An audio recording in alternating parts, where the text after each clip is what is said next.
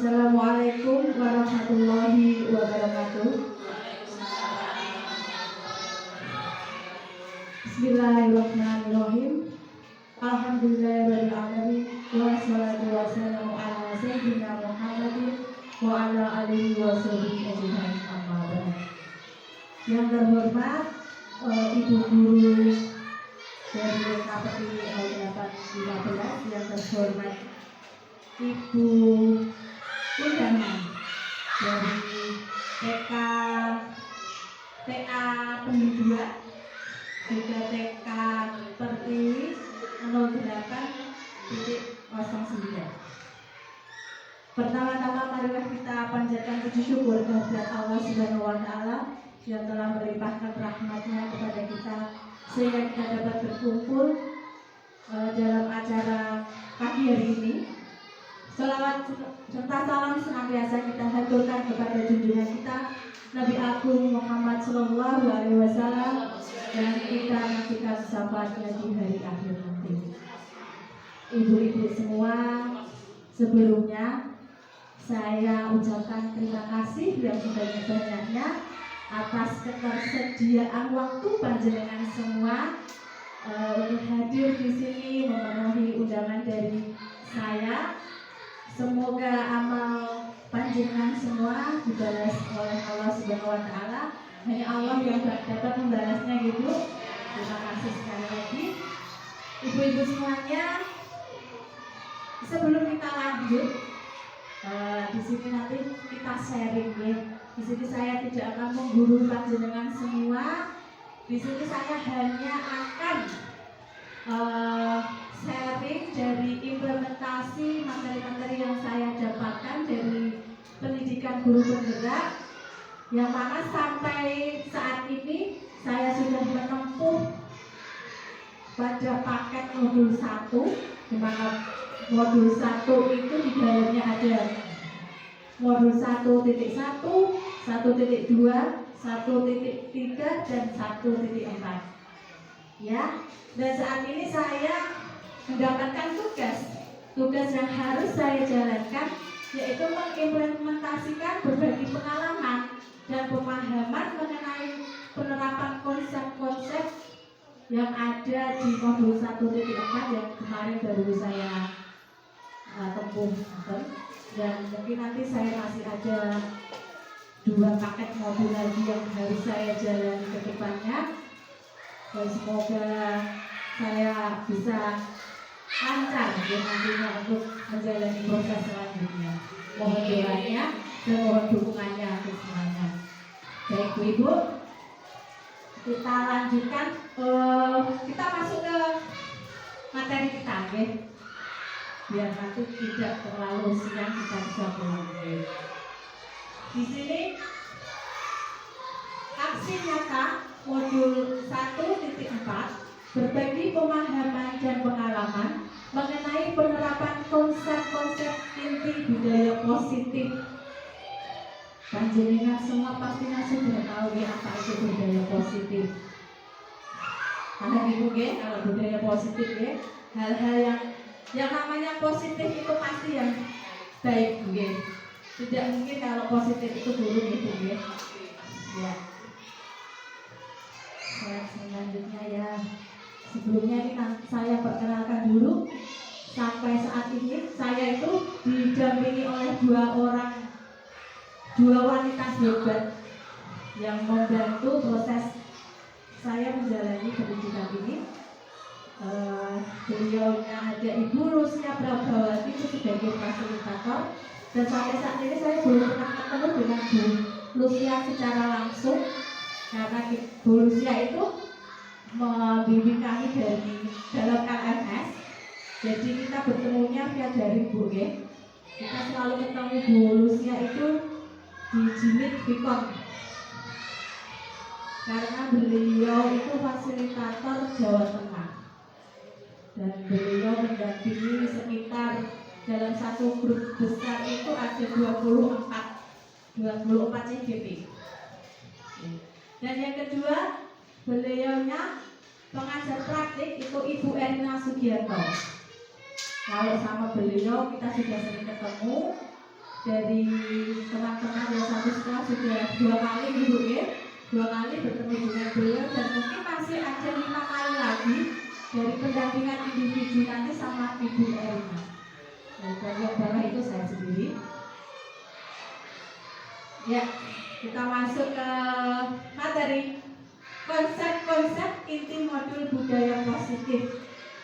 Nah, di sini ada 7 konsep intinya, yaitu yang pertama perubahan paradigma belajar, yang kedua disiplin positif, ketiga kebutuhan dasar manusia, keempat motivasi perilaku manusia, kelima posisi kontrol, keenam keyakinan kelas, dan yang ketujuh segitiga restitusi.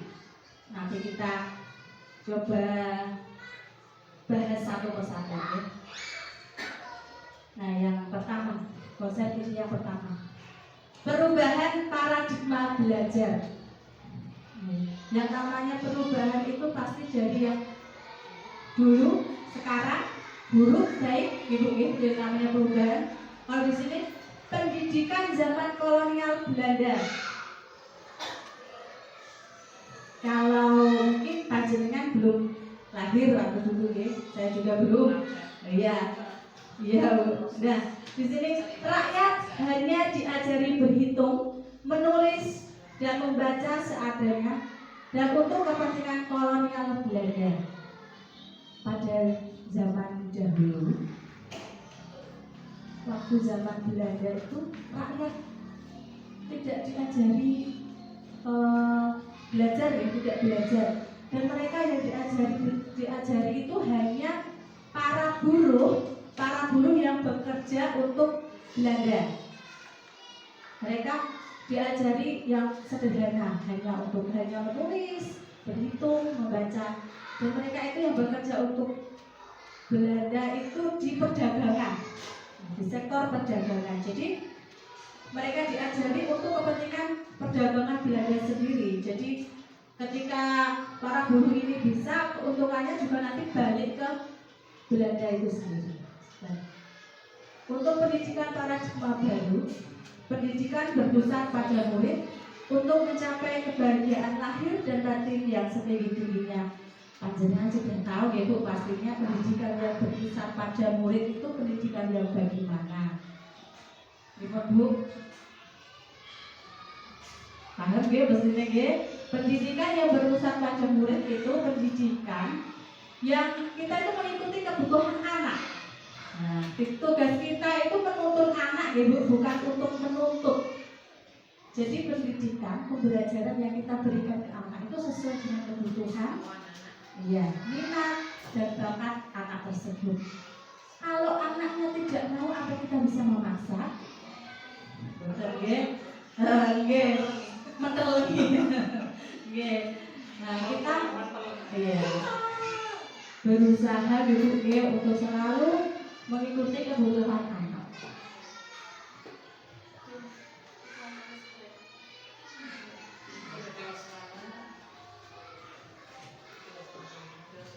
Ya, selanjutnya ya, pendidikan paradigma baru, kita lebih mendalami lagi ya, menurut Kemdikbudristek tahun 2022.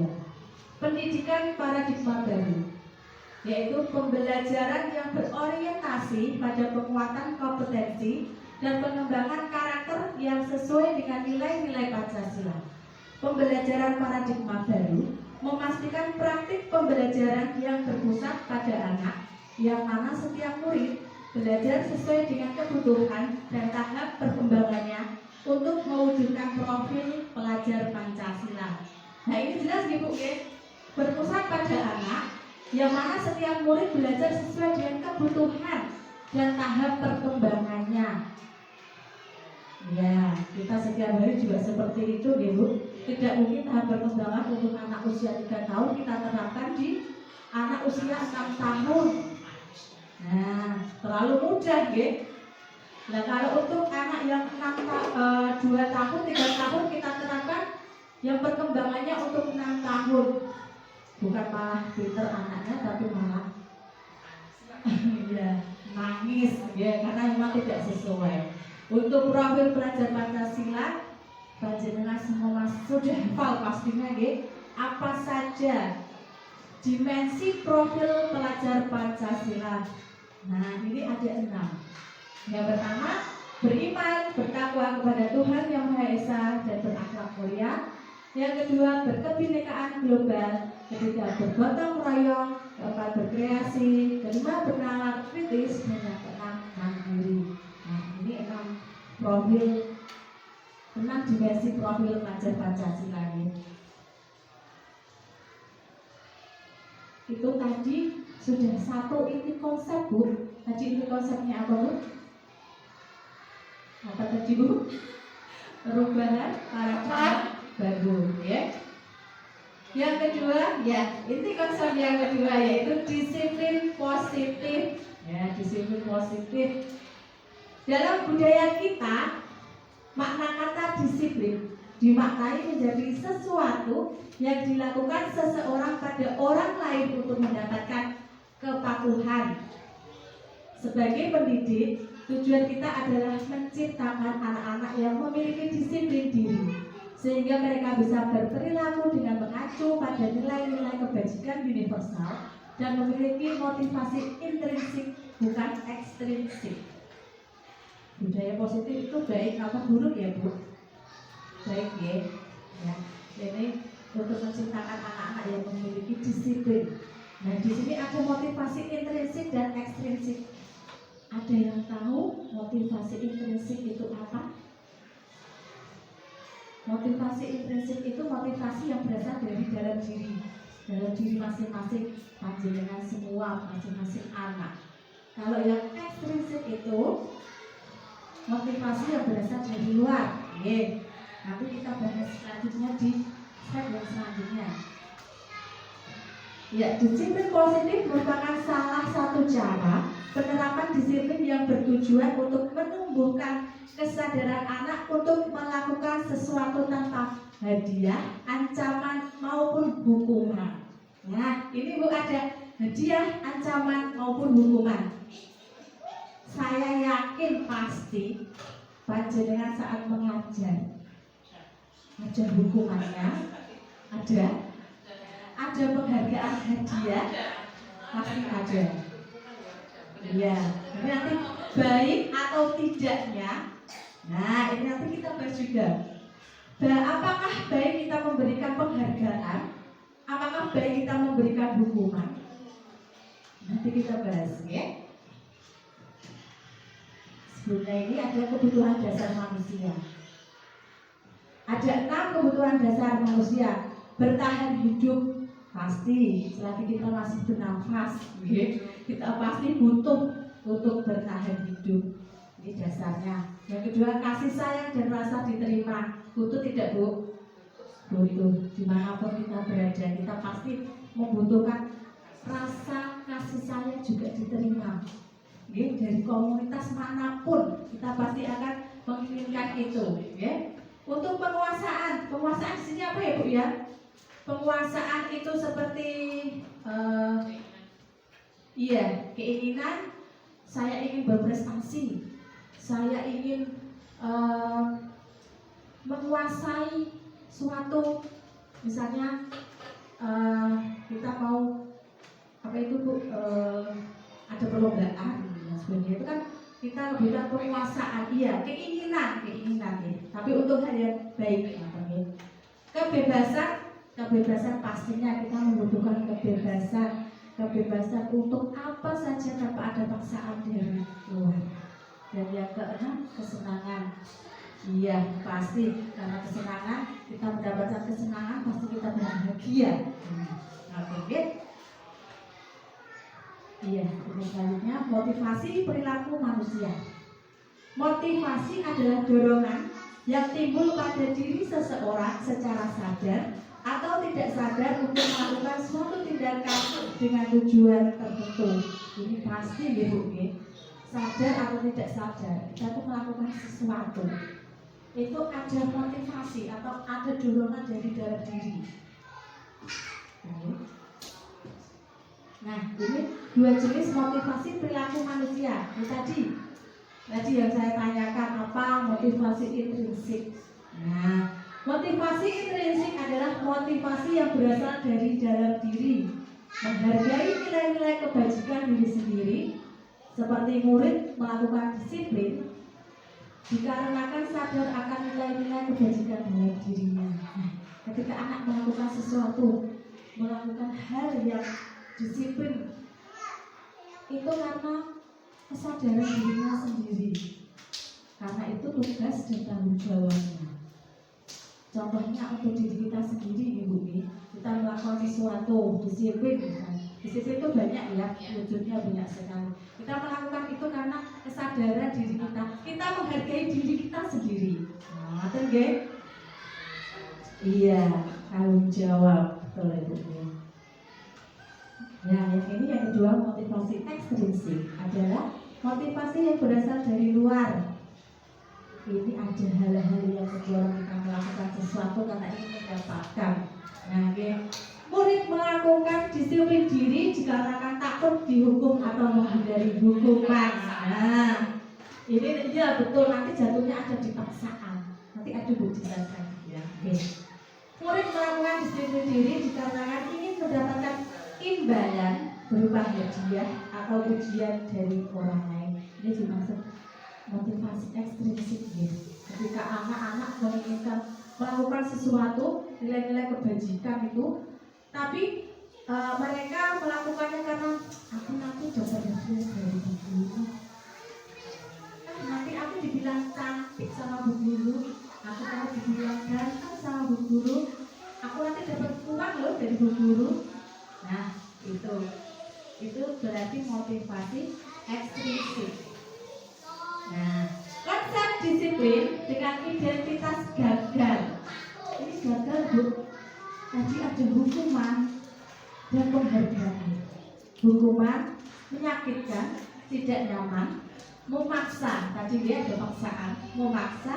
Murid jadi takut, murid menyembunyikan kesalahan, dan murid menjadi rendah diri. Pasti ketika ada hukuman, isin juga bisa itu tadi ya Bu, murid menjadi rendah diri, isin sama temannya kalau dia mendapatkan hukuman. Terus ketika dia melakukan suatu kesalahan, karena dia takut, dia pasti akan menyembunyikan kesalahannya dan tidak mau jujur. Oke, pasti itu ya. Yang kedua itu ada penghargaan atau hadiah. Tidak efektif, merusak hubungan, sifat iri, mematikan kreativitas, menghukum dengan sistem ranking. Kita kadang masih menggunakan sistem ranking itu, peringkat itu ya, merampas hak menghargai dirinya. Nah, ini kalau kita memberikan penghargaan, merusak hubungan, sifat iri. Mungkin tidak dipungkiri juga, saya sendiri juga sering menggunakan penghargaan. Jadi tidak Bu, walaupun penghargaan kita itu dalam bentuk yang sederhana, pasti kita melakukannya, karena saya sendiri juga seperti itu. Bukan mungkin Bu, nah, karena saya sendiri sebagai contoh Bu. Tapi kalau kamu makannya habis, Ibu kasih bintang 4.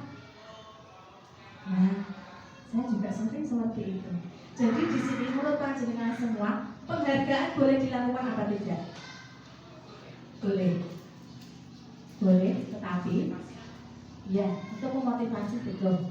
Tetapi dalam bentuk yang sederhana dan tidak boleh sering kali dilakukan. Tidak boleh itu. Yang boleh seperti tadi hal yang sederhana. Mungkin cuma terima kasih, katakan kamu terima kasih, ya, cuma saja dan tidak boleh sering-sering dilakukan. Karena itu anak nanti akan menjadi, bisa jadi seperti jadi anak pembangkang. Saya hanya akan menuruti satu ibu guru saja, karena ibu guru itu yang selalu memberikan saya penghargaan. Nah, itu yang agak berbahaya, Jadi dia akan pembangkang dengan guru yang lain yang tidak memberikan penghargaan. Bisa dibagi Bu, Jadi boleh, bukan tidak boleh, tapi dalam bentuk yang sederhana dan tidak boleh sering-sering. Nah, ini konsep disiplin dengan identitas sukses.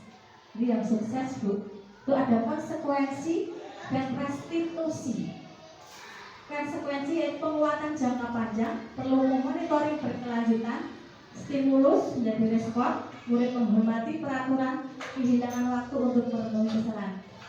Konsekuensi itu seperti kita ada peraturan seperti itu. Kita kalau hukuman itu seketika kita langsung memberikan hukuman kepada anak bersifat mendadak langsung seketika itu.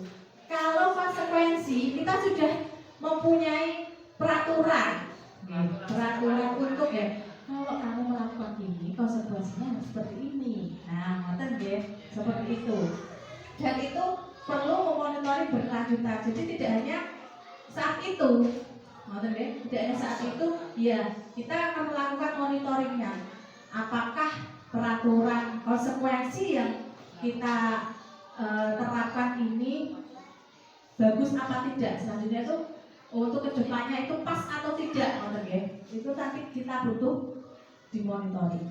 Untuk restitusi, murid bertanggung jawab atas perilakunya, fokus pada pemecahan masalah jangka panjang, murid menghormati dirinya dan orang lain, teori kontrol, murid bersemangat memperbaiki kesalahan. Restitusi ini ada hal yang untuk memperbaiki kesalahan. Jadi kita menstabilkan misalnya ada anak yang melakukan kesalahan, terus kita itu mengidentifikasi itu kesalahan, dan kemudian kita bicarakan kepada anak. Nah, identitas kesalahannya, identifikasi kesalahannya seperti ini, itu nanti bisa kita perbaiki. Dan kita perbaiki itu berkoordinasi dengan anak. Nah, nanti ada lanjutnya untuk lebih jelasnya restitusi. Nah, ini konsep disiplin dengan pendekatan restitusi, sebuah cara menanamkan disiplin pada murid. Nah, ini cara menanamkan disiplin pada murid. Ini Bu restitusi. Nah, apa itu restitusi? Restitusi adalah proses menciptakan kondisi bagi murid untuk memperbaiki kesalahan sehingga mereka bisa kembali pada kelompok mereka dengan karakter yang lebih kuat. Ketika anak melakukan kesalahan, kita tadi mengidentifikasi kesalahannya, kita berkoordinasi dengan anak untuk memperbaiki kesalahan, kemudian anak itu bisa kembali lagi ke hal yang lebih baik. Ciri-ciri restitusi.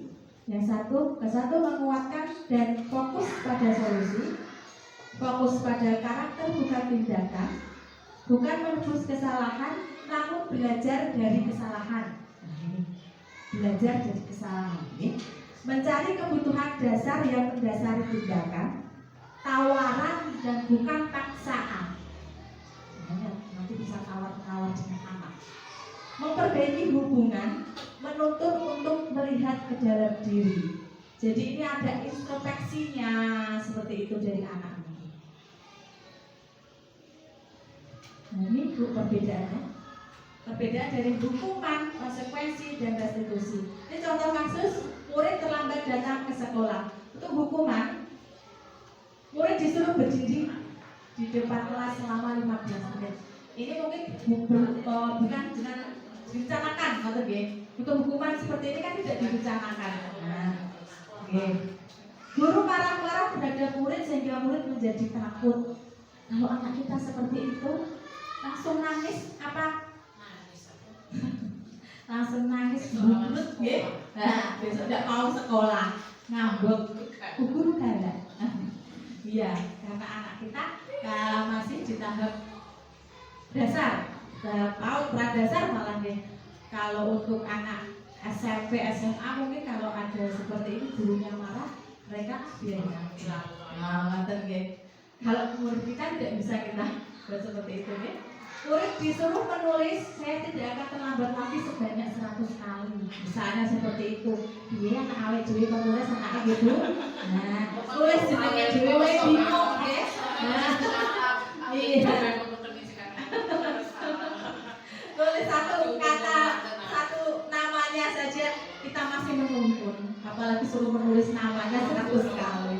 Ya, untuk konsekuensi, guru memberikan konsekuensi untuk tetap berada di kelas selama jam istirahat berlangsung. Nah, boleh, kan gitu ya, boleh masuk di dalam kelas. Guru tegas dan siswa menghormati peraturan. Nah, untuk restitusinya, guru menanyakan keyakinan kelas. Nanti ada kita bahas keyakinan kelas itu. Keyakinan kelas itu apa? Ya? Guru menanyakan keyakinan kelas dan dirinya, kemudian guru membantu siswa menyelesaikan masalahnya. Guru terbuka dan siswa menghormati dirinya dan orang lain. Nah ini ada keyakinan kelasnya. Jadi kita harus punya keyakinan kelas. Jadi punya itu untuk keyakinan kelas belum ada. Nanti setelah ini kita belajar dulu ya. Bisa. Mudah kok. Nanti kita buat keyakinan kelas. Ini yang selanjutnya, inti konsep yang selanjutnya yaitu posisi kontrol. Ada 5 posisi kontrol guru. Yang pertama penghukum, pembuat rasa bersalah, ketiga teman, keempat pemantau, dan kelima manajer. Nah, ini saya bacakan apa sih posisi kontrol penghukum itu. Posisi kontrol penghukum itu, guru berperan sebagai penghukum, akan menggunakan hukuman untuk mengontrol perilaku murid. Hukuman yang diberikan dapat berupa hukuman fisik maupun verbal. Nah ini biasanya kalau contohnya ketika anak melakukan suatu kesalahan, kita sebagai misalnya di posisi kontrol penghukum ya Bu, ini kita tidak melihat alasan anak, kita tidak menanyakan kepada anak kenapa dia melakukan kesalahan itu, tanpa menanyakan apapun dan langsung to the point, langsung memberikan hukuman. Dan hukuman ini bisa dalam bentuk fisik maupun verbal. Verbal dengan tahu ya, verbal dalam kata-kata, misuh, misuh. Kadang itu seperti orang yang bilang ya Bu, lorongnya makbun awak itu cepat bilang, tapi ketika di hati karena kata-kata lorong atine itu bekas suwi. Iya. Dan itu hati-hati ya Bu ya, apalagi untuk anak usia TK.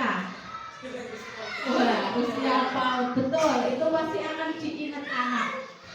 Jenenganku pinter karo bocah, dieleng-eleng anak sampai kapanpun.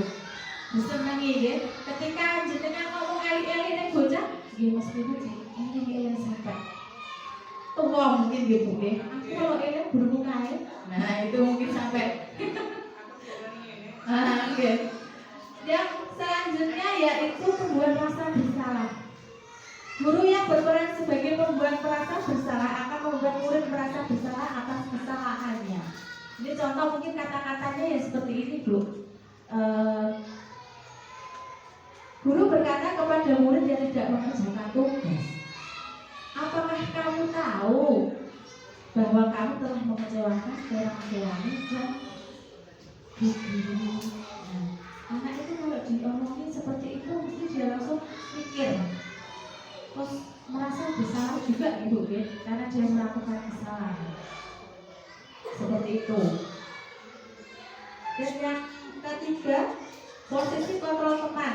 Nanti kita bisa menilai diri kita ada di mana, atau di posisi yang mana dan posisi apa yang bagus untuk anak. Posisi kontrol teman, guru yang berperan sebagai teman akan memperlakukan murid sebagai teman sebaya. Guru akan berusaha untuk dekat dengan murid dan memahami masalah-masalah yang mereka hadapi. Sebagai contoh seperti ini. Sebagai teman itu ketika guru itu dekat dengan anak, ya. Ketika dia dekat dengan anak, biasanya ketika anak mendapatkan masalah, dia akan mendekati bergaya bicaranya itu seperti dengan teman. bukan seperti dengan seorang guru. Ya. Ini kadang jenengan nonton apa tidak Bu? Yang posisi kontrol seperti teman. Kadang jenengan lakukan itu juga apa tidak? Sebagai teman, ya, ya, pastinya sebagai teman juga, apalagi untuk anak usia TK. Karena kita tidak bisa menjadi seorang guru yang langsung kejar jadi seorang guru pembuku, tidak bisa kalau untuk seorang anak ya, untuk anak usia TK. Dan selanjutnya posisi pemantau. Guru yang berperan sebagai pemantau akan memantau perilaku murid dan memberikan arahan jika diperlukan. Yang kelima, sebagai manajer. Guru yang berperan sebagai manajer akan mengelola kelas dengan cara yang efektif dan efisien. Contohnya, guru menyusun rencana pembelajaran yang jelas dan terarah. Guru menggunakan metode pembelajaran yang bervariasi dan sesuai dengan kebutuhan murid. Guru memberikan umpan balik yang positif dan konstruktif kepada murid. Ini posisi yang paling bagus, ya, karena sebagai manajer itu pastinya kita tahu kebutuhan muridnya bagaimana. Kita membuat RPP-nya, rencana pembelajaran juga kita sesuaikan, ya. Iya, guru yang sebenarnya. Kalau kita sudah jadi guru yang sebenarnya, kamu Bu? Hampir. Insya Allah sudah ya Bu, karena kita juga, saya yakin pastinya kita juga sudah berusaha untuk seperti itu, ya pasti. Ini contoh penerapan 5 posisi kontrol. Contoh kasus, anak tidak memakai sepatu saat berangkat sekolah. Memakai apa Bu berarti? Ini sering apa sering? Sering. Jadi ini masalah jenengan loh Bu. Ini nanti kita pecahkan di sini ya. Ini masalah. Iya. Contoh kasusnya, anak tidak memakai sepatu saat berangkat sekolah. Dalam arti dia memakai sendal. Oke, ini posisi penghukum. Posisi kontrol penghukum. Ini kata-kata di gurunya.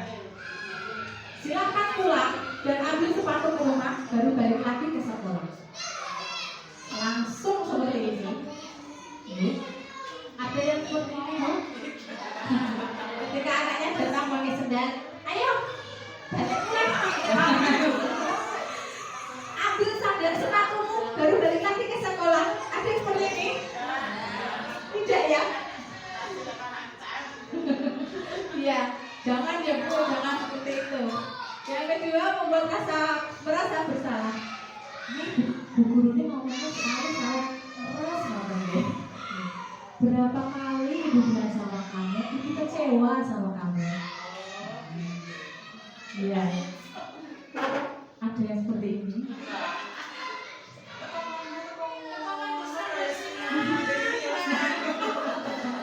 Itu termasuk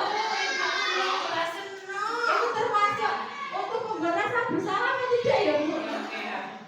Kok begini ngomong sandal Bu? Aku buru saya kesel ada nih. Itu termasuk buat rasa bersalah Bu. Ketika anak dikatakan di awal Ibu guru seperti itu, dia seharusnya pasti akan langsung merasa mentok sih.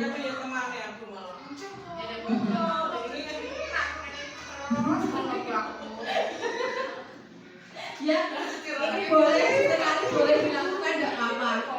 Tidak apa-apa, ini masih tahap boleh lah. Yang memang tidak boleh yang menghukum gitu. Yang ketiga, sebagai teman. Ini kalau mandiri, tapi bahasanya kalau dengan teman itu bahasanya pasti halus ya.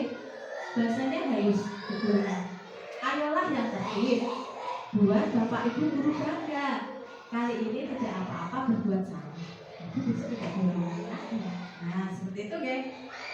Jadi kita sebagai teman ngomongnya baik-baik. Harus fresh terus Bu. Kalau gitu harus fresh terus. Yang keempat, memantau. Nah, itu ada kalimatnya. Kamu sudah melanggar apa peraturan sekolah kita dan apa konsekuensinya. Nah, ini memantau. Memantau itu kalau dilihat dari sini yang terbaik tempat itu memantau. Ya. Terus yang terakhir, manajer. Apakah kamu tahu kesalahan kamu? Kira-kira bagaimana cara kamu akan memperbaiki kesalahan kamu ini? Nah, kalau manajer itu seperti itu, Bu. Selalu memberikan solusi. Bukan cuma misoi ya, Bu. Tapi ada solusinya. Nah, nanti misalnya ada seperti itu, kita tadi bicara sama anaknya, ada solusinya seperti ini. Kalau kesalahan ini yang kamu lakukan, berarti apa yang harus kamu lakukan untuk memperbaiki kesalahan kamu. Nanti kita bisa berikan contoh apa saja yang bisa dijadikan itu tadi ya, cara memperbaiki kesalahan kamu. Nah, tadi saya sudah mau ajak, yuk bikin yang kelas. Nah, ini kenapa keyakinan kelas, kenapa tidak peraturan kelas atau tata tertib kelas. Nah, bahasanya ini Bu, kok keyakinan kelas bukan peraturan kelas. Ada ya? Terus jenengan gimana Bu? Terus jenengan bagaimana? Kenapa keyakinan kelas bukan peraturan kelas?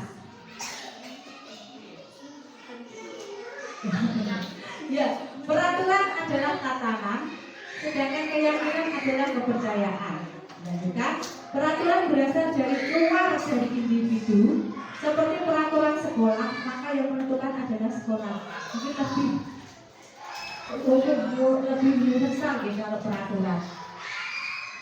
Dalam lingkupnya yang lebih besar. Kalau peraturan mungkin lingkupnya ke sekolah. Ya. Kalau keyakinan kelas berarti mengerucut di dalam kelas. Gitu, ya. Sedangkan keyakinan mengacu dari dalam diri individu tersebut. Kepercayaan apa yang sungguh-sungguh dipegang, nilai-nilai apa yang diyakini. Oke. Tadi kalau peraturan itu kebanyakan memang sekolah, peraturan sekolah. Kalau di kelas itu keyakinan kelas. Jadi kita bisa membedakan di sini ya Bu ya. Untuk peraturan kelas dan keyakinan kelas.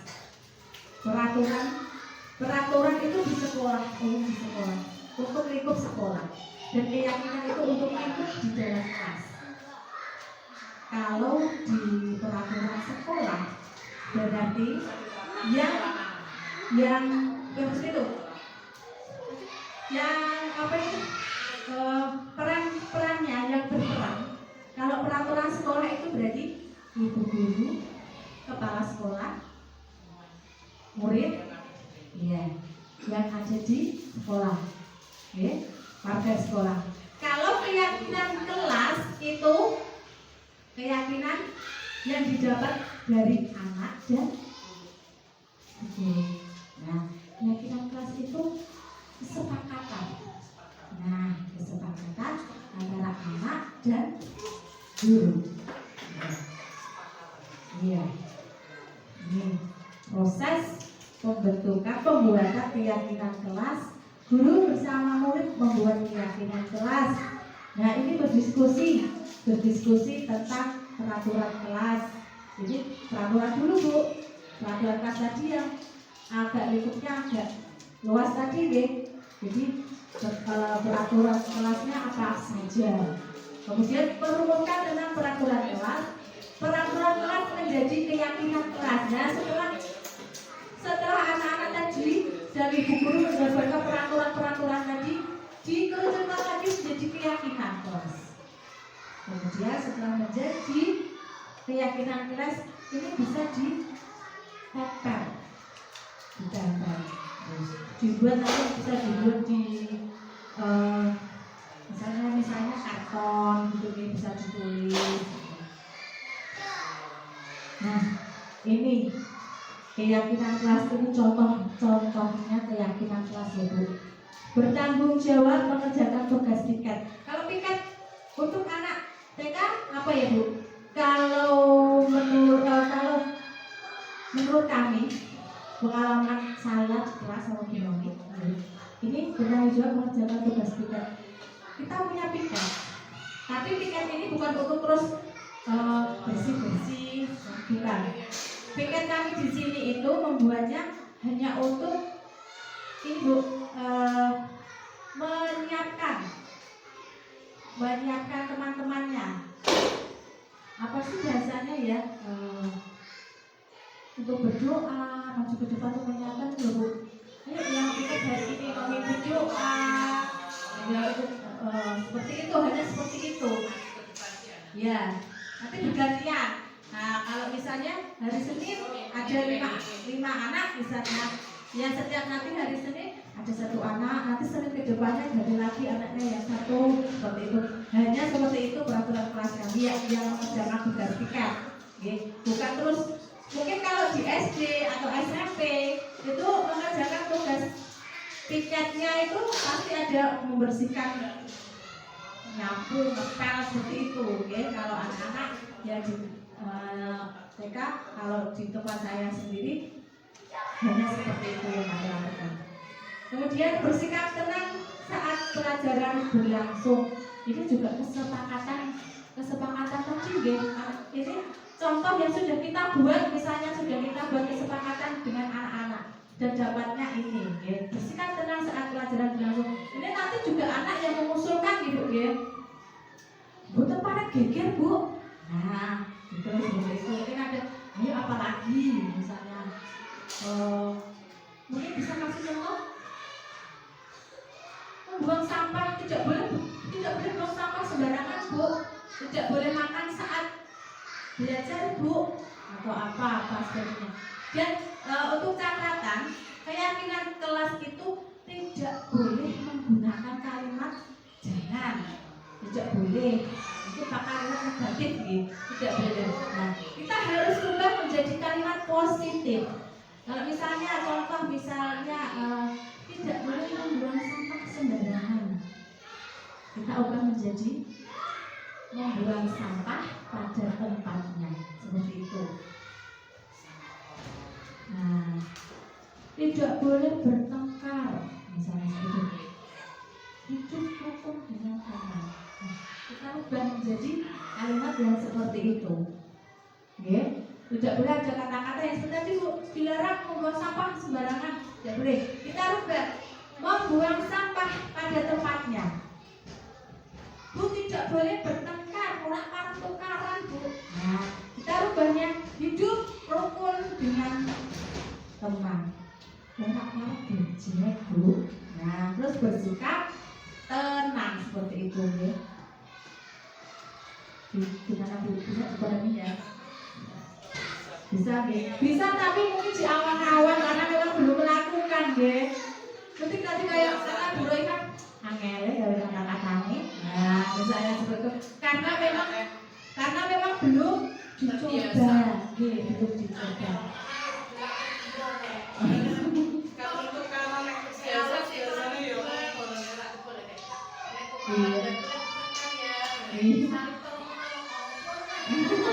karena memang belum terbiasa. Coba nanti kita biasakan. Iya, dibiasakan sedikit-sedikit. Kita coba. Memang kita harus meninggalkan kata-kata ayo, tidak boleh, memang susah sekali. Iya. Tidak boleh menggunakan kata-kata yang negatif, harus kata-kata yang positif. Nah, ini Bu.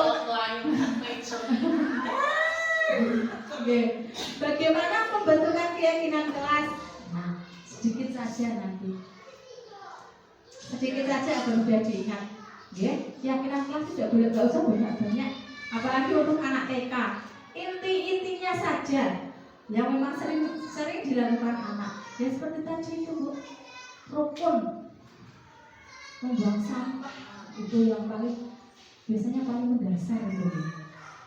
Memang kita harus membiasakan anak merapikan kembali mainan ke tempat semula. Nah seperti itu ya.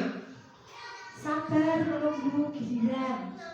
Apa itu ya? Hal-hal yang sederhana yang memang harus kita terapkan kepada anak. Ya, sesuai dengan kondisi kelas. Nah, memang kita harus kondisikan sesuai dengan kelas Bu. Bukan terus kita mencari keyakinan kelas yang tidak sesuai dengan kondisi kelas misalnya. Kondisi kelasnya kepiye ya kita sesuaikan. Tidak usah yang muluk-muluk seperti itu loh Bu.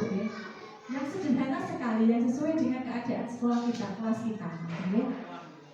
Yang tadi dibuat dalam bentuk positif, tadi ya sudah kalimat positif. Semua warga kelas dilibatkan pada saat pembuatan. Warga kelas itu memang hanya guru dan murid. Kalau warga sekolah nanti ada kepala sekolah, dan ada TU, gitu ya. Itu semua yang ada di sekolah. Nah, yang materi inti konsep yang selanjutnya 3 tahapan segitiga restitusi. Ini kalau menurut saya paling menarik Bu, dan yang paling sering kita temui. Di 3 tahapan segitiga restitusi. Di situ ada menstabilkan identitas. Kalimatnya bisa berupa setiap orang pasti pernah melakukan kesalahan. Yang kedua, validasi tindakan yang salah. Kamu tentu punya alasan mengapa melakukan itu. Dan yang ketiga, mengayakan keyakinan. Keyakinan itu termasuk tadi ya keyakinan kelas, ya. Kamu ingin menjadi orang yang seperti apa? 3 tahapan segitiga restitusi ini untuk pemecahan masalah. Pemecahan masalah yang terjadi di sekolah kita, yang setiap hari kita hadapi saat menghadapi anak-anak, dan pasti sekali permasalahan itu selalu terjadi setiap hari. Contohnya tadi yang memakai sandal, terus ada lagi mungkin anak bicara yang kurang baik, lagi temannya dengan kata-kata yang jelek, itu sering juga ya? Ya pasti ya. Nah, terus anak-anak mengambil sesuatu tanpa izin, misalnya punya guru atau punya temannya, itu pasti terjadi. Nih kalau saya kemarin contoh penerapan segitiga restitusi yang terjadi. Kemarin saya mengambil dua permasalahan anak yang jadi saya tidak lihat videonya nggak apa-apa ya Bu, karena nanti terlalu lama gitu. Ini sebagai contoh, ini Mas Afrizal. Ini Mas Afrizal itu menggunakan memanggil temannya dengan kata-kata yang kurang baik. Nah, kalau jenengan masuk jenengan gimana? Mungkin kita sering melakukan segitiga restitusi Bu, tapi kita belum paham nih apa itu segitiga restitusi karena kita tidak tahu materinya ini. Dan kita tahu memang kita hanya memecahkan masalah dengan anak-anak, tapi belum tahu apa itu. Di sini saya mengajak anak tersebut ngobrol, menanyakan kepada dia apa yang dilakukannya dan kenapa dia melakukannya. Ya. Ketika dia mengatakan berkata jujur tentang apa yang sudah dia lakukan, kita tidak boleh Bu terus langsung ya kamu salah, atau pokoknya kita tidak boleh menyalahkan. Kita memberikan kata-kata yang seperti tadi itu, yang ini Bu, menstabilkan identitas. Seperti misalnya tadi Mas Afrizal permasalahannya mengatakan kata-kata yang jelek. Mungkin kita tanya, kenapa kamu berkata seperti itu? Kemarin kata Mas Afrizal, aku tidak diajak bermain Bu. Mungkin dia kesel, saya jadi kesel, saya tidak diajak bermain. Kita tidak boleh langsung, wah kamu salah, langsung tidak boleh Ibu. Nah, mungkin kalimatnya bisa seperti ini kita bicarakan kepada anak-anak. Kita boleh meluapkan kekesalan kita, tapi dengan cara yang lebih baik, yang tidak membuat teman kita menjelekan teman kita, ya, seperti itu. Kemudian ketika dia sudah mengakui kesalahannya, kita tanyakan kepada dia, kalau kamu sudah melakukan kesalahan, apa yang harus kamu lakukan selanjutnya? Ya pasti akan menjawab, iya Bu, saya salah, saya akan meminta maaf dan saya tidak akan melakukan kesalahan itu lagi. Dan selanjutnya, yang ketiga itu menanyakan keyakinan. Ya, karena dia tahu keyakinan kelasnya apa. Kita tanyakan kepada dia, kamu tahu keyakinan kelas apa? Kamu masih ingat? Saya harus rukun sama teman-teman. Nah, jadi kemudian setelah itu kan dia akan berjanji tidak akan mengulangi lagi dan dia tidak akan merasa bersalah yang amat bersalah seperti itu, ya. Karena kita itu meyakinkan dia. Jadi yang kedua ini itu karena seperti yang kita lihat, kira-kira kesalahan apa yang dilakukan Bu? Itu kelihatan Bu. Iya, pakai sendal. Tasnya digendong, yang di bawah itu sandal. Dia memakai sandal. Saya tanya kenapa memakai sandal. Nah, dan di sini juga saya katakan kepada dia, tidak apa-apa, kamu hari ini menggunakan sandal. Dulu Bu Guru juga pernah loh ke sekolah memakai sandal. Nah itu menguatkan dia, ya. Biar dia tidak langsung merasa kecil, kata Ibu. Nah itu menguatkan dia. Ibu Guru juga dulu pernah kok memakai sandal ke sekolah. Nah, tapi kamu sudah bagus walaupun kamu memakai sandal, tapi kamu masih mau berangkat ke sekolah. Karena alasan dia sepatunya masih basah. Kemarin kotor, katanya menginjak kotoran. Seperti itu. Kita harus pintar-pintar bahasanya itu loh, ya. Kita harus pintar-pintar. Iya. Tujuan mulia dari penerapan disiplin positif adalah agar terbentuk murid-murid yang berkarakter, berdisiplin, santun, jujur, peduli, bertanggung jawab dan merupakan pembelajar sepanjang hayat sesuai dengan standar kompetensi lulusan yang diharapkan. Pastinya ketika kita menerapkan disiplin positif di sekolah itu untuk hal baik apa hal buruk. Pastinya untuk hal baik untuk anak-anak, ya. Selesai. Terima kasih. Sampai juga di penghujung materinya tadi. Kira-kira ada pertanyaan? Boleh loh bertanya. Kalau saya bisa, nanti saya jawab. Kalau saya tidak bisa menjawab, nanti jadi PR saya tanyakan kepada dua ibu tadi. Kalau mungkin saya tidak bisa jawab, iya, BPK pusat. Kalau mungkin ada pertanyaan Ibu, mungkin saat ini panjenengan di benak panjenengan, aku ini minta apa ya? Karena masih bingung, ya. Apa tadi materi-materi, mungkin materi baru untuk panjenengan semua, Ibu, ya. Sebenarnya bukan baru, karena kita juga selalu melakukan itu, ya. Tapi kita tidak menyadarinya. Monggo, kira-kira ada yang mau bertanya? Kalau tidak ada, saya tutup. Kalau mau ada yang bertanya, kalau silakan, saya silakan. Ibu, betul? Mau tanya apa tidak, Bu?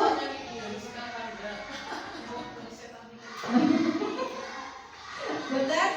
Kalau tidak ada pertanyaan, kita tutup. Mungkin kalau saat ini panjenengan riku mau bertanya, bingung, nanti bisa tanya lewat WA dan nanti kita lanjut pertanyaan-pertanyaan di belakang.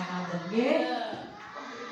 Baik, ibu-ibu semua, kiranya ini materi yang saya sampaikan sudah semuanya, dan saya harap semoga walaupun belum sepenuhnya, tapi setidaknya ada berapa puluh persen yang nyangkal di sini, dan kita nanti berusaha untuk kita terapkan di lembaga masing-masing. Mohon gitu, semoga materi hari ini bermanfaat, untuk kita semua.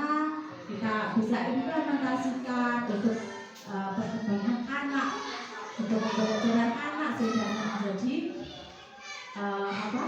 menjadi seorang anak yang tadi ya tanggung jawab, jujur, ya, tanggung jawab, jujur, berkarakter dan disiplin sesuai dengan profil pelajar Pancasila tadi. Ya. Sekali lagi terima kasih atas perhatian dan ketersediaan waktu panjenengan semua. Saya mengucapkan banyak-banyak terima kasih. Apabila ada kesalahan dari ucapan saya dari awal sampai akhir, saya mohon maaf yang sebesar-besarnya. Akhirul kalam, wabillahi taufiq wal hidayah. Wassalamualaikum warahmatullahi wabarakatuh.